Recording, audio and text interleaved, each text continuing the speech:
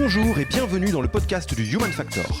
Je m'appelle Alexis Eve et tous les mercredis, je vais à la rencontre des startups les plus véloces pour rentrer en détail dans les bonnes pratiques RH qui leur permettent de faire du facteur humain un levier de croissance plutôt qu'un risque. J'ai un besoin, je mets une solution derrière et si on a un besoin pérenne sur du long terme, on va mettre en place un CDI. Le Human Factor, ce n'est pas qu'un buzzword, c'est aussi le nom de notre premier livre. Les clés de l'alignement entre associés, d'une organisation adaptée ou encore de la bonne relation à son travail. The Human Factor, c'est 100 pages de retour terrain des plus belles startups et de bonnes pratiques actionnables. Si vous voulez en savoir plus, allez tout simplement sur www.yaniro.co/book, B-O-O-K. On met le lien dans la description de l'épisode. Pour l'heure, je vous laisse avec l'invité d'aujourd'hui et vous souhaite une bonne écoute. Bonjour Calixte, comment vas-tu ? Ça va super Alexis, merci, et toi ? Ça va très bien, ça va très bien. On le disait juste avant, et je ne sais pas si je l'ai déjà dit en début de podcast, mais je crois que si. Je suis trop content, moi, de faire cet épisode. Je crois que je suis content de faire tous les épisodes, mais il s'avère que on s'est rencontré avec Calixte il y a quelques mois, plus à l'occasion d'une rencontre, je dirais, professionnelle, et que je suis ravi de te recevoir aujourd'hui et que tu as accepté notre invitation sur le podcast du Human Factor de Yaniro pour parler d'un sujet qui va être vraiment cool. Si vous avez lancé le podcast, vous savez de quoi on va parler. Mais en tout cas, moi, je me réjouis d'avance. Merci beaucoup d'être venu. Ville flatteur, tout pareil, hyper content. Je suis un fervent admirateur de tes podcasts. Et effectivement, la rencontre n'était que plus enrichissante, très sympa. Quand tu vois la liste des personnes qui sont passées avant moi, ça fait un peu flipper, mais très chouette d'être ici. Trop bien.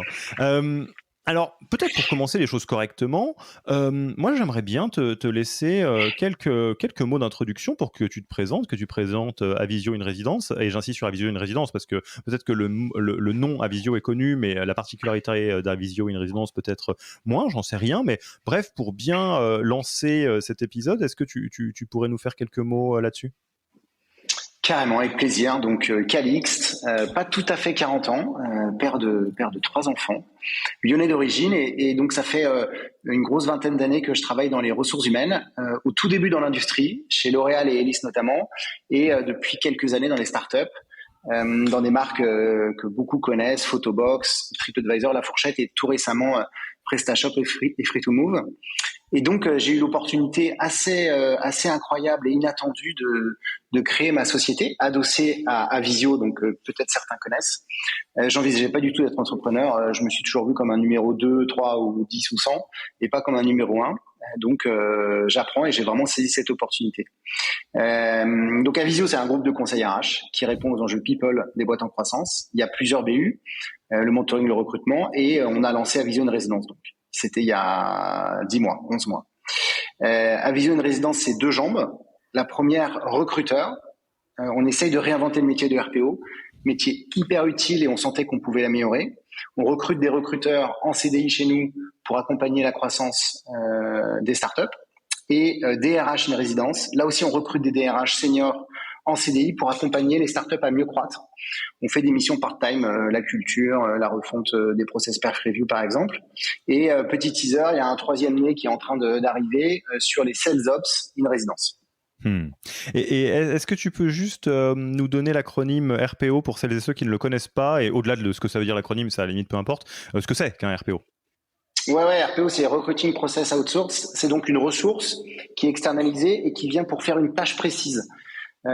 Et surtout une tâche temporaire. Quand on doit recruter tous les ans 20 ou 30 profils, on va prendre un chargé de recrutement ou un talent acquisition. Quand on doit recruter pendant 6 mois 300 personnes, c'est pas utile de prendre des CDI parce que la croissance au bout d'un moment elle s'arrête et on a une forme de plateau. Donc on va prendre des ressources à temps partiel pour délivrer purement et simplement cette croissance. Donc moi je le dis avec mon vocabulaire un peu paysan, on va dire, mais parce que c'est moi je ne cache pas tout le bien que je pense d'Avisio une résidence, et il y a une très belle réussite et un très beau lancement de Avisio une résidence qui est largement j'allais dire mérité, parce que vous adressez un pain qui est immense, qui est comment on fait quand on a suffisamment, en startup typiquement, moi je prends le milieu que je connais, quand on a suffisamment de charges pour que ça devienne absurde de continuer à gérer la partie people et recrutement, talent acquisition, j'allais dire de manière artisanale, ou alors on se rend compte qu'il y a plein de choses qu'on ne sait pas faire, etc. Mais qu'on n'est pas encore au stade où c'est possible / facile de recruter des profils temps plein, etc.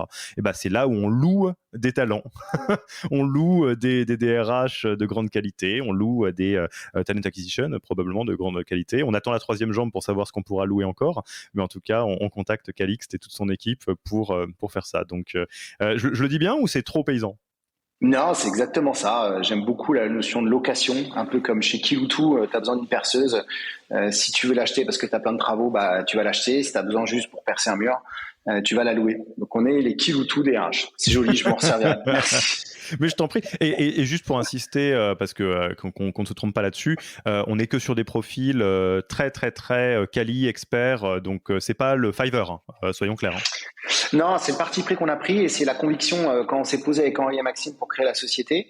C'est qu'il y avait une forte valeur ajoutée sur les profils expérimentés et seniors. Et on pense que les mettre en communauté, donc ça c'est ce que fait bien Vision, on l'utilise, ça va décupler les forces. Souvent l'exemple, on doit mettre en place un process d'onboarding. On va recruter quelqu'un qui l'a déjà fait 2-3 fois. Aujourd'hui, on est 14 DRH. De fait, on l'a déjà fait 40 fois, 50 fois. Et on va aller beaucoup plus vite, on va être plus efficace dans le déploiement. Et c'est la palissade, mais plus on est senior, plus on a d'expérience. Yes. Et donc, on aurait pu faire un épisode, les RPO, l'allocation de DRH, etc. Et on a choisi, on en a vraiment parlé avec Calixte en préparant cet épisode, on s'est dit, il y a un sujet qui est plus vaste que celui-là et qui encapsule ce sujet-là, c'est la notion de comment staffer un poste. À l'heure où on se parle, en 2022, donc là on est en octobre 2022, il se passe dans toutes les boîtes du monde une situation dans laquelle il y a des missions à pourvoir, des tâches à pourvoir. On pourrait même déjà dialoguer pendant longtemps là-dessus, mais on va aller directement à l'essentiel. Et se pose très vite la question de qu'est-ce que je fais ? Est-ce que je prends un CDI ? Est-ce que je fais appel à de l'expertise ? Est-ce que je fais appel à quelqu'un qui va m'aider à le faire tout seul ? Est-ce que je prends un freelance ? Est-ce que je prends un alternant ? Est-ce que je prends un stagiaire ? Etc. etc. Et on peut se poser la question à la fois d'un point de vue efficacité, d'un point de vue responsabilité sociétale des entreprises, peut-être même d'un point de vue légal, de ce qui se fait et de ce qui ne se fait pas. Et c'est ce qu'on va voir avec Calixte aujourd'hui. On va échanger sur comment on staffe un poste en 2022. C'est parti ? C'est parti. Eh bien, peut-être... Est-ce qu'on se ferait pas, je m'y suis frotté un peu à l'arrache là pour tout te dire en intro, mais est-ce qu'on ne se ferait pas une petite liste de ce qui existe à l'heure où on se parle comme typologie de personnes qui peuvent répondre à une mission donnée ? Qu'est-ce qui existe ? En typologie de personne, je pense que c'est un non, peu pardon, tout ou le de monde. contrat plutôt, ou de contrat. Les typologies de contrat, c'est là où on approche très manichéenne. J'ai un besoin, je mets une solution derrière, et si on a un besoin pérenne sur du long terme, on va mettre en place un CDI. Il y a d'autres contrats qui existent qui sont moins connus, mais un contrat de mandataire social, c'est effectivement pour une tâche pérenne. Beaucoup d'auto-entrepreneurs aussi se sont lancés là-dedans sur des tâches pérennes. Et puis deuxième axe, c'est les besoins temporaires. Je cherche une ressource pour un projet précis ou je cherche une ressource pour un remplacement. Et je mets dans le surcroît d'activité, que beaucoup de juristes connaissent, le besoin précis. Parce qu'au final, le surcroît d'activité, ça n'est qu'un besoin temporaire précis. Et là-dedans, on a le CDD, on a l'intérimaire, on a les freelances, on a les missions de conseil, donc c'est souvent des collectifs qui mettent à disposition des spécialistes. Et on a les tout derniers, les alternants et les stagiaires. Beaucoup se servent d'alternants, de stagiaires sur des besoins pérennes, mais si on se met juste sur l'axe légal, c'est censé en tout cas être un besoin temporaire. Oui, tout à fait. Donc, on va naviguer avec tous ces options contractuelles et on va essayer, si tu le veux bien, Calixte, de jongler dans dans situation donnée, qu'est-ce qui est une bonne idée et qu'est-ce qui est une mauvaise idée pour staffer un poste. Alors après, évidemment, il y a plein d'exceptions. Donc moi, ce que j'entends, pour revenir dès le début et noter profondément cet axe-là, toi, tu fais un premier filtre qui est: est-ce que j'ai un besoin pérenne ou un besoin épisodique ou ponctuel? C'est pour toi le premier screen qu'il faut passer quand on réfléchit à staffer? Bonne remarque. Je pense que c'est un des screens et c'était surtout le screen qu'on avait il y a quelques années. Quand j'ai commencé en industrie, on réfléchissait pas autrement que c'est un poste pérenne et donc je prends un CDI, même si je mets 6 ou 12 mois à le recruter. Et j'ai un poste temporaire, je vais prendre un intérimaire. Aujourd'hui, il y a beaucoup d'autres choses qui rentrent en ligne de compte, et notamment les aspirations des gens et l'immédiateté de la société. Et donc, je pense qu'il faut aussi réfléchir à d'autres axes sur la flexibilité, sur l'instant et sur la personne qu'on cherche à avoir. Tu vois, la flexibilité, c'est un mot marrant. Il y a quelques années de ça, c'était un gros mot. On n'osait pas trop le prononcer. C'était réservé, même, c'est très politique. Il y avait des luttes syndicalistes dans les entreprises contre ce mot.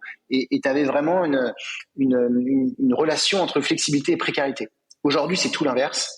Le Covid a forcément aidé, mais même avant, tu vois, tu as des études de 2010-2019 qui montrent qu'un tiers des Américains sont en contrat de freelance, en indépendant, et que je sais plus, c'est 50 ou 60% des millennials ne souhaitent aller dans une entreprise que si elle est très flexible. Et donc maintenant, flexibilité, c'est liberté. Je suis flexible, je suis libre de choisir qui, quoi, comment, où. Voilà. Et donc cette différence, elle est vraiment à prendre en compte. Et donc, ce que je comprends, c'est premier axe qu'on peut garder, et ce que j'entends, après on va voir comment on réagit par rapport à cet axe qui est: est-ce que mon besoin est pérenne, est-ce que mon besoin est temporaire? Et deuxième axe, est-ce que ce que j'ai à proposer, à quel point ce que j'ai à proposer est flexible ou non? C'est ça? Tu le formulerais comme ça ou pas? Si je me mets vraiment du côté du recruteur.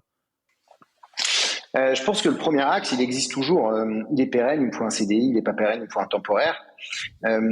Mais cette histoire de flexibilité, donc, in fine, de marché de travail, et cette histoire d'immédiateté, ça fait changer la donne.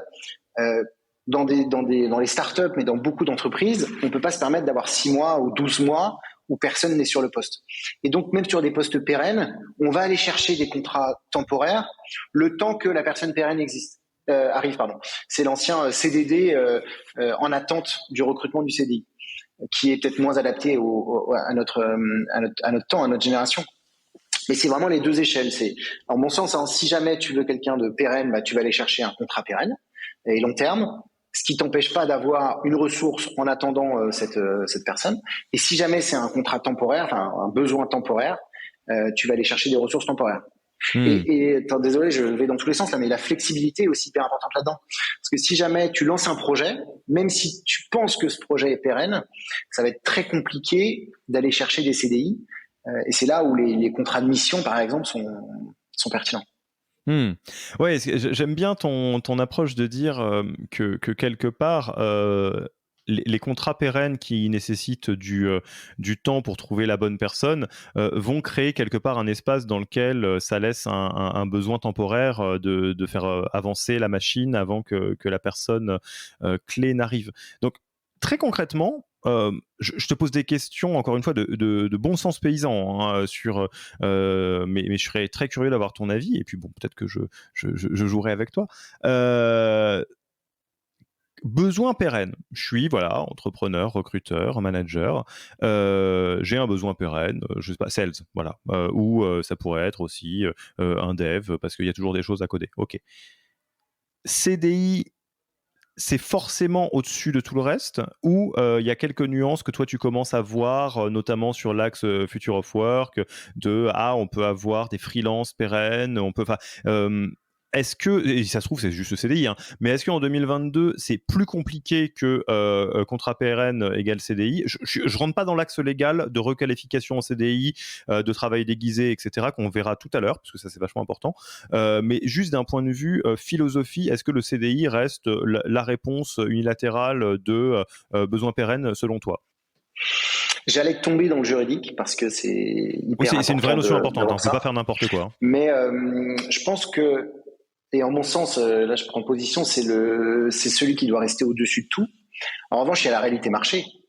Comment je fais pour trouver un CDI? Comment je fais pour l'intéresser? Sachant qu'une grande partie de la population ne veut pas de ce CDI. J'ai chopé 2 stats avant là qui sont intéressantes. Aujourd'hui, là, 6 octobre, 70% des actifs sont en CDI. Il y a 40 ans, c'était 94%. Donc en plus, ça diminue. Et même ce CDI, moi, je sais pas ce que ça veut dire. Un tiers des CDI sont rompus avant 1 an. Et c'est principalement de la démission. Donc même quand on va trouver un CDI sur un besoin pérenne long terme, eh ben c'est pas évident que cette personne reste sur un besoin long terme pérenne. Parce qu'il y a aussi les demandes et les aspirations des personnes d'être dans l'immédiateté, d'être dans la compétence, d'être dans le projet. Donc, pour répondre à ta question, oui, je pense que le CDI doit être au-dessus de tout et qu'il ne faut pas lutter contre le CDI. En revanche, il y a la réalité sociétale.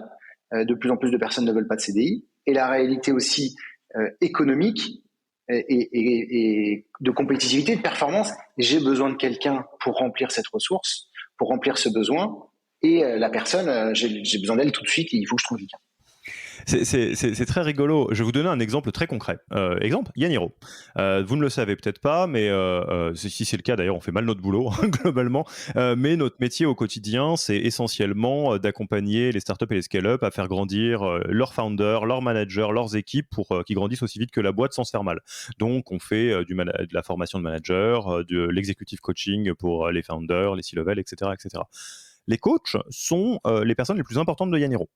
Sauf que les coachs que nous, on cherche, c'est des gens qui sont à la fois d'excellents et excellentes executive coachs, donc des gens certifiés, d'une bonne école, supervisés, tout le tintouin, et très qui a une grande proximité avec le milieu startup.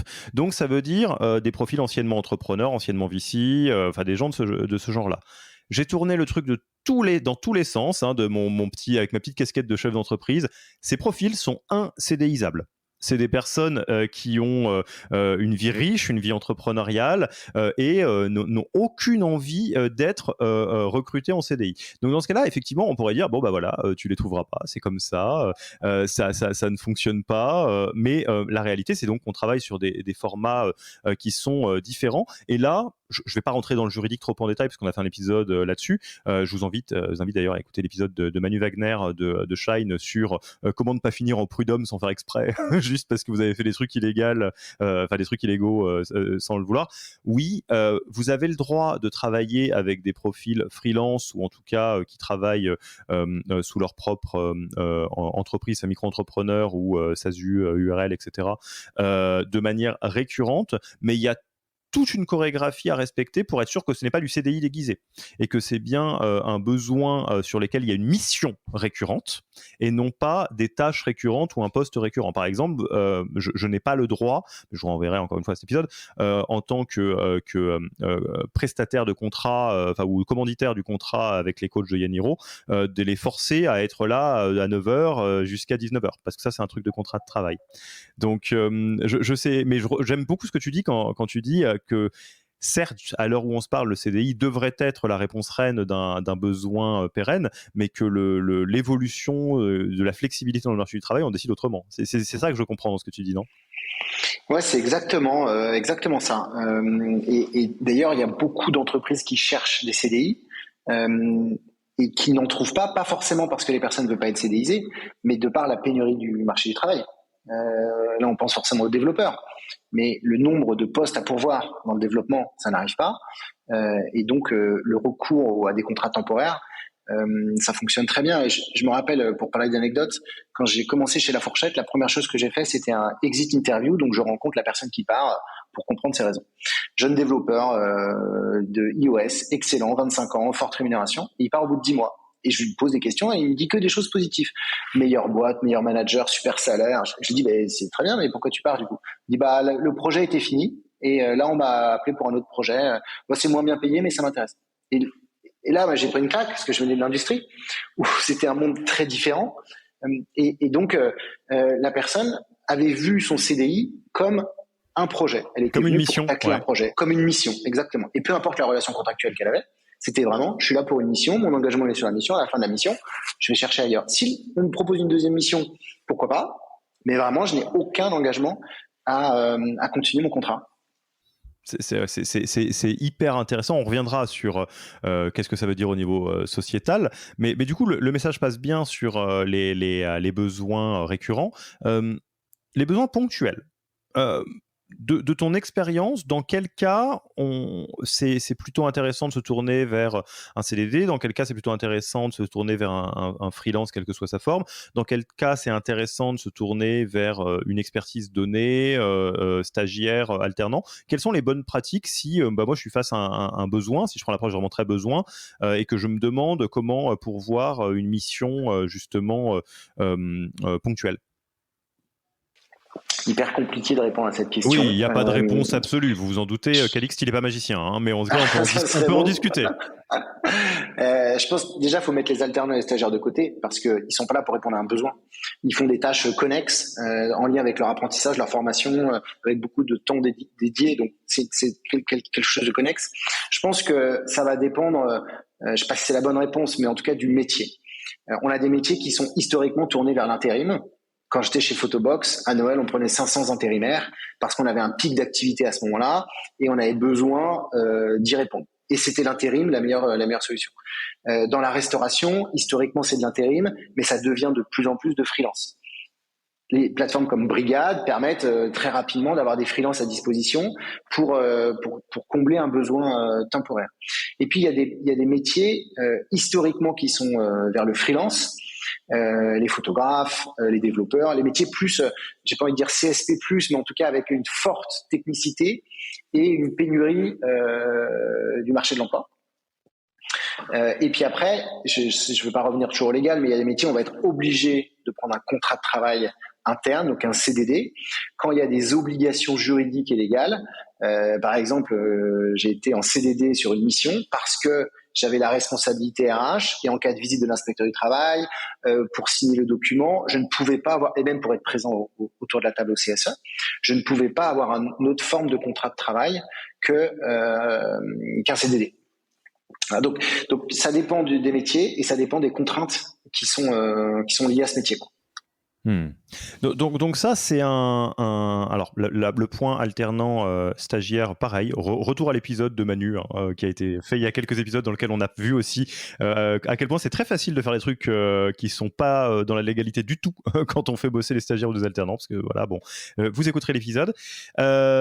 Oui, le premier point que je note, c'est qu'est-ce qui se fait entre guillemets traditionnellement, parce que s'il y a une pratique marché, ça peut être intéressant au moins de s'en inspirer. Les métiers dans lesquels on fait plutôt appel à l'intérim, les métiers dans lesquels historiquement les freelances sont des bonnes ressources, donc ça peut être une bonne raison, enfin une bonne manière de prendre le truc. On a un besoin, on n'est probablement pas les premiers à avoir ce besoin. Qu'est-ce qui se fait en général? C'est pas inintéressant d'aller s'exposer à ça. La deuxième chose, effectivement, c'est on y revient, hein, je pensais pas qu'il allait être aussi juridique cet épisode, mais avec le recul, c'est hyper logique. C'est contractuellement, qu'est-ce qui est adapté et qu'est-ce qui ne l'est pas. Si vous avez effectivement besoin de quelqu'un qui doit vraiment faire comme un CDI sur une période donnée, probablement qu'il y a pas mal de cas dans lesquels freelance ça marche pas. D'ailleurs, je ne sais pas comment ça se passe pour vos DRH en résidence, mais j'imagine qu'il y a un certain nombre de cas de figure dans lesquels vous êtes sur des contrats différents selon le contexte, non? Non, c'est toujours les mêmes contrats. En revanche, les tâches de temps en temps sont limitées. Ou je pense à un CSE où on est présent. On a eu l'accord des membres du CSE d'avoir ce DRH en prestation de service autour de la table. Et comme on est dans un écosystème où au final la transparence est reine, on peut très bien expliquer la situation et que ça le fasse. Versus d'autres univers peut-être un peu plus anciens où la transparence est plus complexe à faire passer. Et là, oui, il faudrait penser à d'autres modes de relation. Est-ce que tu vois d'autres... on parlait de la flexibilité, on parle beaucoup du future of work, mais est-ce que tu as vu passer ou poindre d'autres modes de travail, d'autres contrats de travail, je me risque à ça, qui commencent à émerger? Tu vois, par exemple, moi je t'en parlais d'un, c'est pas à proprement parler nouveau, mais qui est intéressant. Il y a des entreprises qui font la semaine de 4 jours payés 5. Je pense à Welcome to the Jungle, à LDLC, des boîtes comme ça. Et ce qui est très intéressant, Shine fait ça, pas exactement, mais en tout cas laisse des jours ouverts pour faire autre chose. Et ce que ça crée des personnes en CDI qui ont du temps pour faire freelance sur un temps à côté. Donc c'est intéressant. Je sais pas si tu as vu passer des choses de ce genre-là et quel est ton avis globalement sur cette flexibilité qui est grandissante finalement, ou ce côté un peu hybride qui avance de plus en plus? Ouais, à fond. Là, je vais prêcher pour ma paroisse, mais c'est ce qu'on fait chez Avision Résidence. On a donc des DRH et des recruteurs qui sont pas staffés à 100% pour plein de raisons. Et sur leur temps non staffé, ce qui est quand même une journée et demie par semaine, c'est pas neutre. Ils ont des tâches à faire. Elles ont des tâches à faire en documentation, en apprentissage, en formation, etc. Mais aussi des moments qui peuvent être libres et d'engagement associatif. C'est la société Vendredi où ils demandent, ils accompagnent des entreprises, libérer du temps certaines journées dans la semaine ou dans le mois pour faire des tâches associatives ou d'accompagnement ou de soutien ou de mentorat ou autre. Et ça fonctionne très bien. Ça permet aux salariés ou aux collaborateurs, je sais pas comment les appeler maintenant, d'avoir un épanouissement autre. Et aussi, ça profite à l'entreprise sur plein de sujets, de marque, d'apprentissage, de learning, de plein de choses. Ce que je comprends en fait, et tu m'arrêtes si je me trompe, je suis pas un profil juridique moi-même du tout, je suis psychologue de formation, donc c'est dire si je suis loin. J'ai l'impression qu'en fait, dans la flexibilité du monde du travail, qui est clairement ce qui arrive, l'hybridation des formats, etc., la bonne pratique, quelque part, pour éviter de basculer dans la précarité ou dans la précarisation du travail concrètement, parce que c'est ce que tu as dit, c'est intéressant. Il y a quelques années, la flexibilité, c'est pas la flexibilité, c'est de la précarité. J'ai l'impression qu'il y a un mix entre, j'allais dire, une partie de bon sens, on se comprend. Oui, évidemment que quand vous proposez un CDI, un cinquième à 3 heures de route de la personne, en double shift dans laquelle la personne a 1 heure et demie pour manger répartie en 3 demi-heures, enfin des trucs de l'horreur. McDo, par exemple, il y avait beaucoup ça à McDo, j'ai bossé, c'était sympa, soit dit en passant, mais c'était sympa quand j'avais 18 ans. Là maintenant, ça m'embêtera un petit peu plus. Donc j'ai l'impression qu'il y a quelque chose qui est de l'ordre du bon sens, encore une fois, vous savez très bien si vous êtes en train de précariser les gens avec qui vous bossez ou si vous êtes en train de faire les choses entre guillemets pour leur propre bien aussi et pour respecter la flexibilité qui est en demande. En demande de leur côté. Et également, c'est là où je veux en venir, le juridique. Qu'est-ce que dit le droit du travail là-dessus ? Qu'est-ce qui est OK ? Qu'est-ce qui l'est pas ? Il y a des choses qui sont légales, il y a des choses qui ne le sont pas. Donc, qu'est-ce que tu en penses ? Parce que là, en fait, je me suis lancé tout comme une balle tout seul sur le sujet, mais c'est quoi les risques, entre guillemets, quand on veut staffer ? Comment on s'assure de pas, au-delà des risques légaux, créer de la précarisation du travail ? Enfin, c'est quoi ton avis là-dessus ? Comment on reste du bon côté de la ligne ? Il y en a plein de risques, mais c'est normal parce que chaque fois qu'on fait un truc, il y a un risque. On peut voir les risques ou les opportunités. Là, on parle des risques. Quand on prend quelqu'un de permanent en CDI, il y a le coût qui est toujours très important d'aller chercher cette personne-là, de la recruter, de l'onboarder, l'impact en interne, tous ces sujets-là, parce qu'il faut lui faire une place. Et puis il y a le coût éventuellement du remplacement. Quand c'est quelqu'un en CDI, très souvent il est remplacé en CDI. Tu as des coûts auxquels on ne pense pas forcément, mais si des personnes restent longtemps dans leur poste, on va avoir des coûts de sous-performance. On va avoir de la perte de motivation. On va avoir un coût de départ. Et ça, on n'y pense pas forcément quand on prend quelqu'un au bout d'1 an, 2 ans, mais inévitablement, au bout de 5, 10, 20, 30 ans, on aura un coût de perte de motivation, un coût de sous-performance. Alors que si on enchaîne des prestats, que des 3 mois, on va avoir un bal de performance parce que les gens, ils arrivent, ils sont hyper performants. Il y a d'autres coûts, il y a d'autres risques, mais et voilà. Et puis, il y a un risque auquel on ne pense pas forcément, mais c'est indirectement la précarisation du travail. C'est bizarre ce que je dis, mais quelqu'un qui va rester 20 ans ou 30 ans au même poste, au final, il va très peu apprendre. Et imaginons que la société se retrouve en difficulté, il sera très difficilement réemployable. Et cette faculté de faire attention à l'employabilité, elle est beaucoup plus propice au contrat temporaire qu'au contrat définitif. Un contrat temporaire, de par ses multitudes d'expérience, il va emmagasiner un maximum de connaissances, de compétences, d'expérience.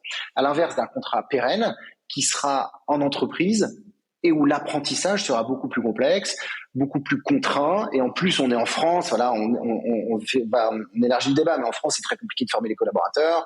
Il y a une sorte de frein naturel français à la formation. Donc ce risque-là, il est quand même pas neutre.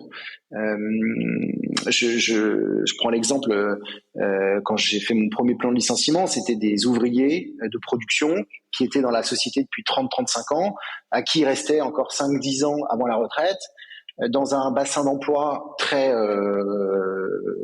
pauvre, je sais pas comment dire, mais en tout cas assez peu riche, et la complexité pour eux de retrouver un emploi est énorme.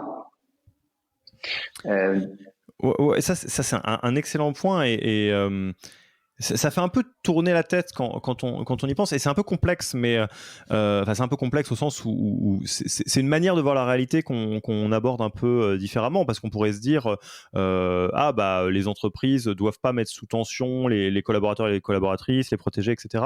Mais c'est vrai que moi, une histoire un peu du même genre, hein, j'ai en tête une PME, une jolie PME, dans laquelle il y a un directeur commercial qui est dans un cul-de-sac. En fait, en réalité, il est totalement déconnecté en termes de compétences, de performance, de son intitulé de poste et de son salaire. En gros, par un hasard d'ancienneté, de machin, de trucs comme ça, de négociation, il est extrêmement bien payé par rapport à ce à quoi il peut prétendre.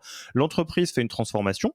Évidemment, dans la transformation, elle a absolument pas prévu de le mettre à la porte, mais en gros, elle lui dit bon bah écoute, mon cher, il va se passer ça, et on va t'accompagner pour que ça se passe bien. La personne n'a pas vraiment envie et quelque part aimerait bien qu'on reste comme avant, mais c'est malheureusement pas possible parce que c'est la sécurité de toute la boîte et donc de tous les gens de la boîte est évidemment à risque là-dessus.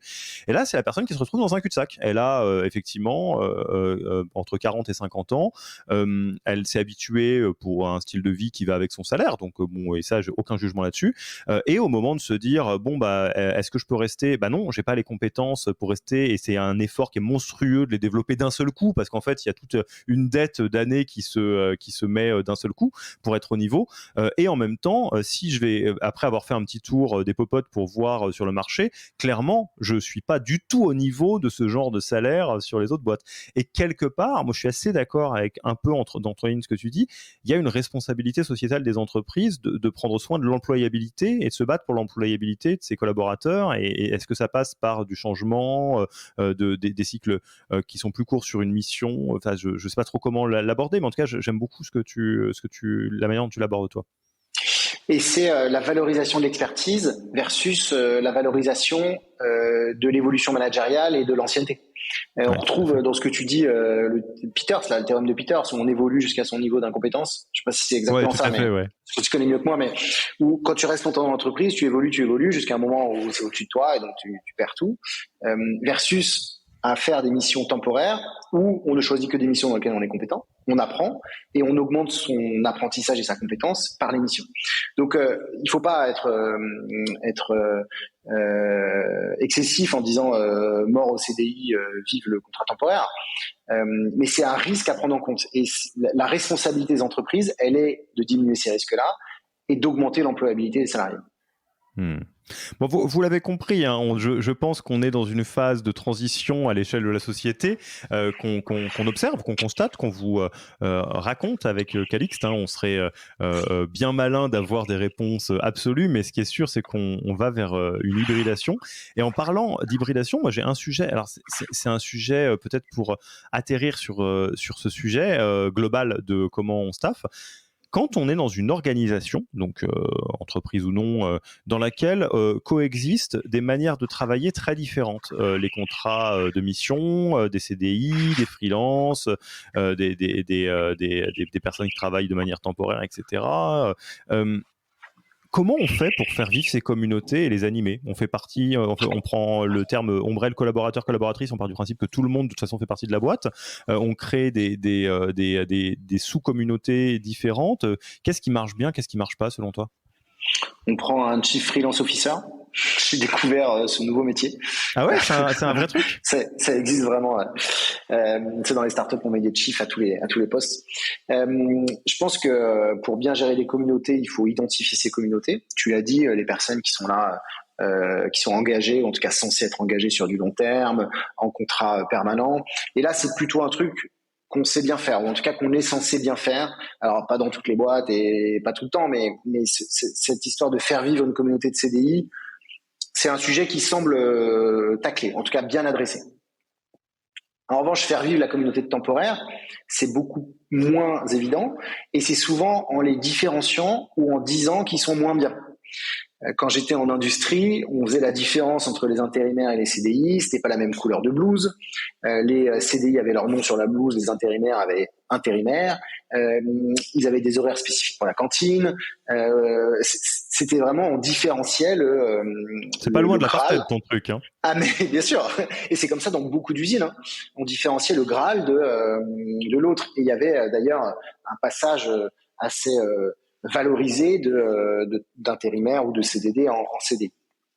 Mais si jamais on gère bien cette communauté de temporaires, donc de CDD, d'indépendants, de freelance, il y a énormément à en retirer et à diminuer un des risques principaux d'utiliser des temporaires, qui est le savoir.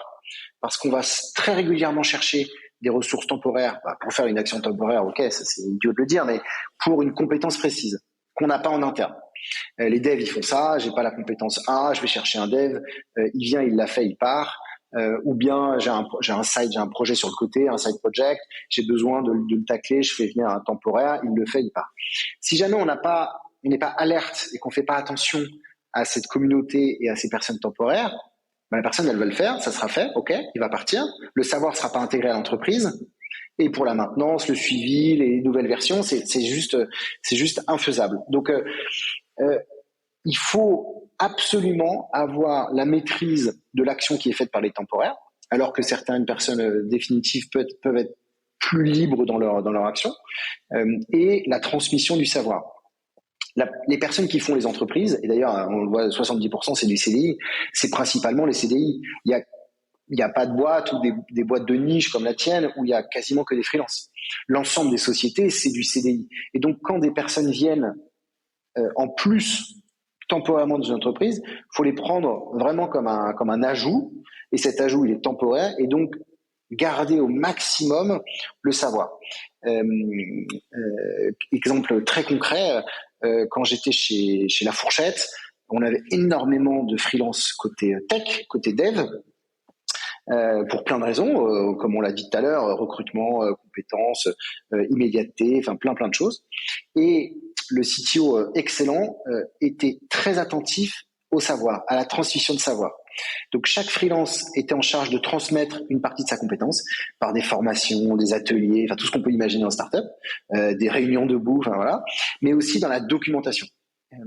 On était beaucoup plus vigilant à la documentation des prestats versus la documentation des CDI. Aussi pour une histoire de gestion du temps. Un prestat, il peut partir du jour au lendemain, c'est aussi la force de ce modèle, versus un salarié où il y a quand même du temps, le préavis, où il a le temps de documenter ça. Et à l'inverse, dans d'autres secteurs, dans d'autres départements, de La Fourchette, ça marchait moins bien parce qu'on n'avait pas cette culture et on faisait pas attention à cette population, cette communauté. Quand on prenait quelqu'un en CDD ou temporairement sur les sales, on n'avait pas le mindset je gère une communauté et des gens spécifiques à ce besoin. Ouais, donc je vois un modèle un peu de mettre les gens dans des boîtes, ça c'est les permanents, ça c'est les temporaires qui fonctionnent pas très très bien, et que l'idée c'est de respecter la réalité de ces temporalités différentes ou de ces profils différents, mais tout en faisant en sorte que ça gravite autour du même objet qui est l'organisation, l'entreprise, le partage des savoirs. Moi, je vois une forme d'atome, tu vois, avec les électrons qui tournent autour. Certes, les électrons sont plus libres, mais ils partent pas à volo dans tous les sens et on les stocke pas dans un coin non plus, quoi. Ouais, exactement. Et c'est toute la réussite, c'est de faire vivre ces communautés ensemble. De pas les placardiser mais vraiment qui travaillent ensemble dans l'objectif commun qui est, alors l'entreprise c'est peut-être un objectif ambitieux, mais en tout cas du projet. Le prestat, le CDD, il vient pour un projet. L'entreprise, ça le concerne un peu moins. Si jamais il fait 10 entreprises dans l'année, il peut pas s'engager dans 10 entreprises, mais il va s'engager en tout cas dans 10 projets et faire converger tout le monde vers la réussite du projet. C'est ça qui fait que ça fonctionne.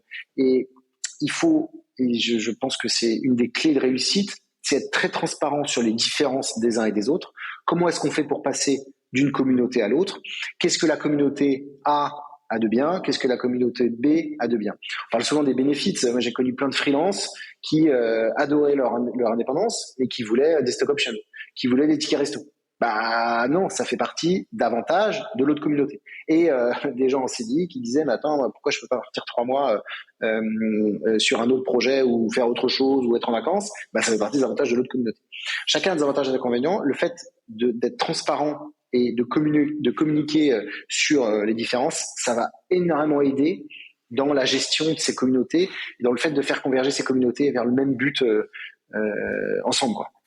Ok, donc atome avec des électrons, que ce soit autour de l'entreprise ou d'un projet, ça dépend un peu des cas de figure, mais en tout cas, on essaie de faire en sorte que ça tourne rond. Je reprends donc sur cette question initiale, comment on fait pour staffer en 2022, donc pour faire un peu le mémo de fin d'épisode. On se pose la question de est-ce que je suis face à un besoin temporaire ou permanent. Si on est permanent, oui, si on peut recruter des CDI, c'est mieux. Il y a des cas très particuliers. Yaniro fait partie des cas particuliers, mais dont il ne faut pas faire une généralité, auquel cas il y a des solutions alternatives qui peuvent exister. Quand on est dans du temporaire, première chose qu'on fait pour s'aiguiller parmi les différentes options, c'est regarder un peu dans des cas similaires ce que font les autres, parce que ça va peut-être nous donner des indications intéressantes sur des bonnes pratiques, sur des profils, voilà, typiquement freelance ou plutôt CDD ou plutôt intérim, etc. On fait bien attention, point de vue droit du travail, à pas se faire des choses qui sont juste pas ok légalement, ce qui arrive assez vite. Il y a des choses qu'on peut faire en CDD qu'on peut pas faire sur d'autres contrats, et donc faut faire attention à ça. Je me suis noté également que on va vers de l'hybridation du travail d'une manière générale. Les formats tendent à évoluer assez vite, donc il est important pour toutes les personnes qui sont en charge, les managers, les founders, les RH, d'inclure ça dans la dynamique de communauté pour à la fois permettre à tout le monde de vivre dans les règles du jeu qui vont avec le contrat, tout en créant, sinon une entreprise commune, au moins des projets communs sur lesquels tout le monde est aligné et non placardisé d'un côté ou de l'autre avec la blouse de la couleur orange ou de la blouse de la couleur bleue. J'ai bien compris, Calixte ? C'est exactement ça. Je voyais typiquement l'image quand tu as redit cette histoire de blouse. C'est vrai qu'on n'était pas très sympa. Je m'en rendais pas compte à l'époque, mais clairement. Ouais, c'est exactement ça. Et je pense que ce qu'on dit là, ça paraît. Je pense que quelqu'un écoute l'épisode dans quelques années, il se dira mais c'est une évidence. De quoi il parle? Nos grands-parents restaient 40 ans dans la même boîte. Nos parents restaient 5-10 ans dans la même boîte. En tout cas pour ceux qui sont de la génération donc née en 2006. Et la génération d'aujourd'hui, ils passent de différents modes de relations contractuelles. Un coup un CDI, un coup un CDD, un coup freelance, un coup du temps off, un coup de l'associatif, un coup monter sa boîte. Et cette chose-là fait que quand on est une entreprise et qu'on a un besoin, il faut être en capacité de capter les bonnes compétences au bon moment, par rapport à son besoin, mais par rapport aux besoins de l'entreprise pure, la performance, ce dont j'ai besoin. Et tu parlais des différents modes, l'immédiateté, le contrat temporaire pérenne. Je pense que ce qui fait la différence des entreprises, c'est l'hybride d'avoir, j'ai besoin d'un CDI, ok, je vais mettre 6 mois à le staffer, en attendant je prends quelqu'un. Je me rappelle dans les KPI, dans les indicateurs des RPS, il y a quelques années, quand on était obligé de signer un accord sur les risques psychosociaux, un des indicateurs, c'était le nombre de postes non staffés, non cadres de plus de 3 mois, et le nombre non staffé de postes cadres de plus de 6 mois. C'est-à-dire que même à l'époque, on se disait qu'un poste non staffé, il y avait un risque sur psychosocial. Oui, il y a plein de raisons à cela, oui, tout à fait. Ça peut être la charge qui cascade sur les autres. Enfin, il y a bref, ouais, de la complexité managériale. Il y a plein de raisons, effectivement. Mais ce sera l'objet d'un autre podcast. Tout à fait. Et donc, il faut pas hésiter à mixer ces personnes-là pour répondre aux besoins de la mission, de l'équipe, de l'entreprise et de la performance. Écoute, un bon mot de la fin. Merci beaucoup, Calixte, pour tous ces éléments. Je te propose qu'on passe tranquillement à la fin de l'interview et donc aux questions associées. Déjà, où est-ce qu'on te retrouve ? On veut te rencontrer, on veut continuer la discussion avec toi ou en savoir plus sur Avisio in Residence. Comment on te parle ? Comment on me parle ? Je suis très WhatsApp. C'est vraiment mon canal principal. Donc là, il faut connaître mon numéro de téléphone. Et sinon, comme tout le monde, LinkedIn. Je suis pas sur Twitter, je suis pas sur Instagram, je suis pas sur rien du tout. Je suis pas sur Tinder, je suis rien. Donc c'est vraiment WhatsApp et ou LinkedIn. Même si LinkedIn, je m'excuse par avance de ma faible réactivité. Voilà. J'attends avec impatience le moment où quelqu'un va me répondre Tinder avant toute chose, c'est là où j'y passe le plus de temps. Je suis d'accord, ok, très bien. J'avoue, j'ai Chacun fait, pensé à faire cette réponse-là. chacun fait ce qu'il J'ai veut. hésité. Est-ce que tu as un livre, un podcast, un blog, enfin, bref, une ressource, une collection de ressources que tu recommanderais aux auditeurs et auditrices? Je lis pas beaucoup, voire pas du tout. J'ai pas des masses de, enfin, en tout cas, je prends pas beaucoup de temps pour ça. 3 enfants, le sport, c'est quand même intense. En revanche, je passe beaucoup de temps dans les BD. Grand fan de BD. Et la BD qui m'a le plus marqué récemment, c'est Un monde sans fin, comme beaucoup l'ont lu. Yankovici et Christophe Blain, qui fait réaliser, en fait, de façon concrète, ce qu'on est en train de faire à la planète. Et c'est très mathématicien, c'est très esprit logique. 1 plus 1 égale 1 plus 1 égale 2, et on peut difficilement lutter contre les arguments qui sont dans ce livre. Donc voilà, si vous l'avez pas lu, lisez-le. C'est un. Tu as Ouais. lu? Et bah exactement, tu me vois faire la grimace. Et c'est moi, c'est la petite pichenette supplémentaire qu'il me manquait. Je l'achète juste après cet épisode, promis, parce que ça fait trop de fois que je le vois, que j'en ai entendu parler, qu'on me dit que c'est super. J'aime beaucoup Blind en plus en tant que dessinateur, donc ouais, bah écoute, c'est bon, voilà, vendu, acheté plutôt. Ok, donc un monde sans fin de Yankovici et Blin, donc si je dis pas de bêtises. Ouais, c'est ça, exactement. Ensuite, est-ce que en ce moment, tu as des tools RH préférés, donc des outils, des bons plans à partager à nos auditeurs et auditrices? Ouais, alors je suis plus à l'aise que la question sur les livres, parce que c'est mon péché mignon. Mon passé très tech fait que je m'intéresse beaucoup à ce secteur-là. Et il y en a 2 qui sont en train de monter, donc je suis ravi de leur faire un peu de pub. C'est Reflect, qui viennent de lever d'ailleurs, et qui vient tacler une vraie faiblesse de notre écosystème, la data. On a besoin de data de plus en plus, et on n'est pas très fort, nous, les RH, en data. Donc d'avoir quelqu'un qui nous aide à nous donner la data en temps réel, c'est hyper utile. Et deuxièmement, c'est Simbel, l'outil pour gérer la formation, qui va gérer à la fois ses besoins, le vieux tableau Excel qu'on a tous eu à un moment dans notre vie et qu'on n'a pas trop su comment tacler, et aussi un catalogue de formation. Très souvent, et on le voit nous dans l'émission qu'on a chez Avision Résidence, la formation c'est le petit pousset, la dernière roue du carrosse. Et pourtant, c'est pas dégueulasse de former les gens. C'est quand tu vois la priorité de certains et certaines de dépenser beaucoup en off-site, c'est très bien. Et je suis ravi de faire ça. La formation, c'est quand même hyper utile, et ça fait le lien sur l'employabilité. Désolé, je dérive là, mais on peut pas ne pas accompagner ses collaborateurs sur du moyen terme et du long terme à apprendre. Et voilà, et donc c'est un outil sympa pour ça. Ouais, Simbel, Charles, qui nous a fait le plaisir de passer dans le podcast sur un épisode sur Learning and Development, que je vous invite à écouter ou à réécouter si vous l'avez déjà écouté. Charles, je te salue si tu nous écoutes. Enfin, tu connais notre tradition de passage de flambeau. On aime bien, c'est une manière de témoigner publiquement de l'affection ou de l'admiration qu'on peut avoir pour quelqu'un de l'écosystème. Plus pragmatiquement, on pourrait dire, si t'es à ma place, t'invites qui? À qui est-ce qu'on passe le micro pour un prochain épisode? Bah déjà un peu vexé que personne m'ait nommé, tu vois, je tiens à le T'es dire. t'es tout neuf dans l'écosystème, tu l'as dit toi-même. Vous avez fait des trucs de fou en même pas. Enfin bref. À tous ceux que je connais qui m'ont pas cité, franchement, Ouais, par contre, tu peux aller leur faire une petite tête au carré. ouais. Ouais. Déjà fait. Tu vois, Virgile qui passe 3 fois par mois dans ton podcast, il pourrait me citer une fois, quoi. Et donc, bref, j'ai pensé d'abord Virgile, c'est pour ça. Non, pas du tout. Pas du tout. Donc, j'ai pensé d'abord à Judith Tripart. Franchement, hyper impressionnant. Alors, pas tant pour ce qu'elle fait chez Obibi, même si c'est génial ce qu'elle fait chez Obibi, mais surtout pour sa communauté. C'est assez incroyable ce qui est en train de se passer sur cette communauté. Moi, je l'ai rejoint un tout petit peu avant ou pendant le Covid. Et heureusement qu'ils étaient là, tous là. Il y avait moins de monde autour de la table, mais c'était hyper appréciable. Et en plus, elle est très sympa, Judith, donc ça aide.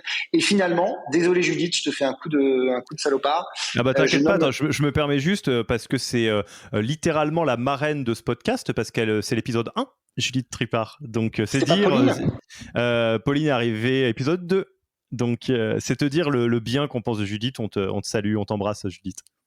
Et donc, je vais plutôt nommer Garance Hiverneau, qui a monté un cabinet, une société qui, par ailleurs, est à l'origine de la Vision Résidence, mais c'est quelqu'un que j'accompagne depuis des années, qui est une vraie amie, et qui a monté un cabinet, une société dont la mission est d'aider chaque femme à s'épanouir maintenant, et qui a développé la première verticale sur la réorientation professionnelle, qui a plein d'autres verticales à développer.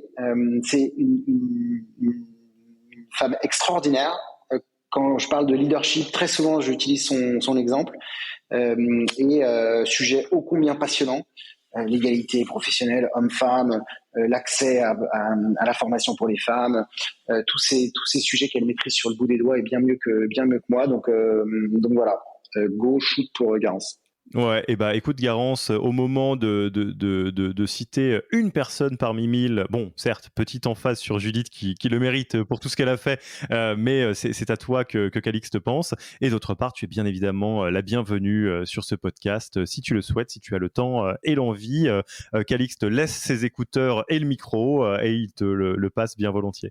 Calixte, c'était un plaisir d'enregistrer cet épisode à tes côtés. Moi, je vais rester très très curieux de suivre la très belle trajectoire qui a l'air d'être en train de se créer pour Avisio une résidence. Et puis, écoute, je ne sais pas si comme Virgile, tu vas être abonné et revenir tous les mois, mais peut-être qu'on aura l'occasion de se refaire un nouvel épisode dans le futur. En tout cas, tu seras toujours le bienvenu. Et bah, très sympa, avec plaisir pour revenir. Et puis, ça a été un plaisir de parler de tout ça. J'espère qu'on a été un peu concis et clair sur ce sujet ô combien passionnant. Ok, et bah écoute, à une prochaine fois. Et puis encore merci pour ton temps. Salut. Merci d'avoir écouté cet épisode. S'il vous a plu et que vous ne voulez rater aucun nouvel épisode, abonnez-vous à la newsletter en allant sur le site www.yaniro.co. Et à mercredi prochain pour